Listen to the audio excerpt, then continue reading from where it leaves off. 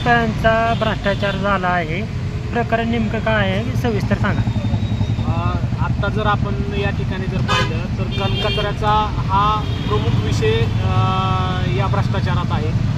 घनकचऱ्याला रोज 50,000 रुपये रोज खर्च केले गेले, 15 लाख रुपये महिन्याला खर्च केले गेले आणि वर्षाला 1,81,00,000 रुपये खर्च केल्याचं भूम नगरपालिकेने बिले दाखल केलेले आहेत. पण वास्तविक पाहता भूम शहरात कुठलीही स्वच्छता झालेली नाही. बोटावर मोजणे इतके मजूर तिथं 12, 13, 14 मजूर फक्त त्या ठिकाणी काम करतायत आणि बाकीचे फक्त कागदपत्री दाखवून या भूम नगरपालिकेने घनकचऱ्या व्यवस्थापनात भ्रष्टाचार केलेला आहे. दुसरी बाब अशी आहे की महाराष्ट्र सुवर्ण जयंती नगर उत्थान योजनेअंतर्गत 14 कोटी सिमेंट रस्तेला जो घोटाळा आहे त्या घोटाळ्यात संभाजीनगर उच्च न्यायालयाने त्याच्यात 50 कोटी रुपये त्याच्यात कंत्राटदाराचे थांबवलेले.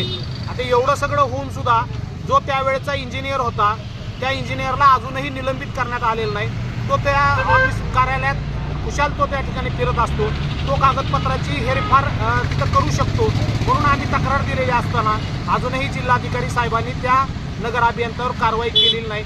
म्हणजे कोर्टाला जर त्याच्यात अनियमितता जर दिसत असेल तरीही प्रशासन त्यावर कारवाई करत नाही. यामुळं आम्हाला या नगरसेवकांना आता या जिल्हाधिकारी कार्यालयासमोर 1 दिवस लाक्षणिक उपोषण करण्याची वेळ आलेली आहे. नमस्कार. आज 21 डिसेंबर 2025 रोजी आमच्या भूम नगर परिषदेचं इलेक्शन झालं. त्या दिवसापासून आजपर्यंत जवळपास 4 महिने होत गेले तरी भूम नगरपालिकेला आम्हाला एक परमनंट CO नाही आहे आणि CO नसल्या कारणाने आणि मागचे 3 ते 4 वर्ष प्रशासन काळात गेल्यामुळं आज भूम नगर परिषदेमध्ये भयंकर काळा बाजार चालू आहे आणि भयंकर घाळ होत आहे. कारभार एकदम शॉडी पद्धतीमध्ये चालू आहे.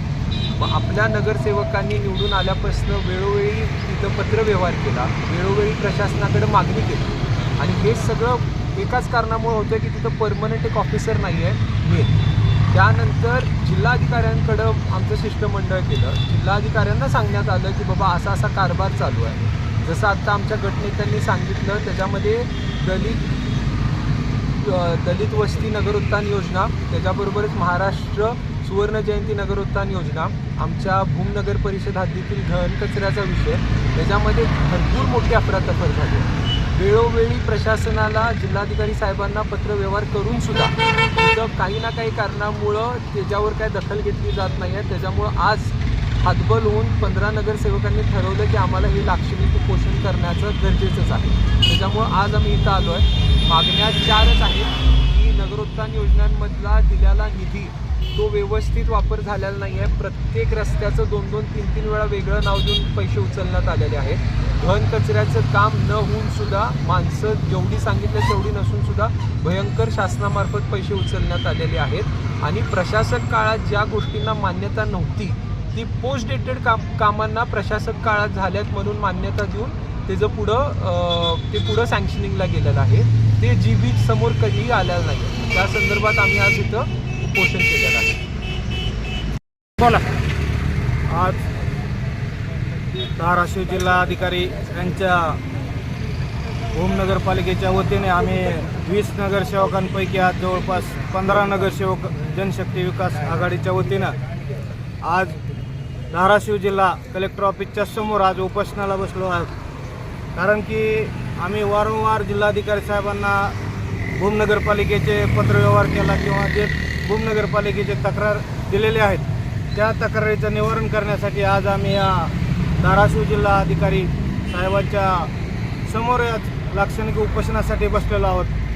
तर ह्याच्या अगोदर आम्ही वारंवार पत्रव्यवहार केलेला आहे, पण जिल्हाधिकारी साहेब किंवा जिल्हा नगर विकास प्रशासकीय अधिकारी यांनी कुठल्याही आमच्या निवेदनाचा कसलाही विचार न करता आज आम्हाला या स्टेपला आणण्याची आज धाराशिव जिल्हाधिकारी किंवा त्यांचे जे प्रशासकीय अधिकारी किंवा नगरविकास अधिकारी यांच्या विरोधात आज आम्हाला उपोषणाला या ठिकाणी बसण्याची वेळ त्यांनी आज आम्हाला आणलेली आहे. काय विषय आहे नेमका?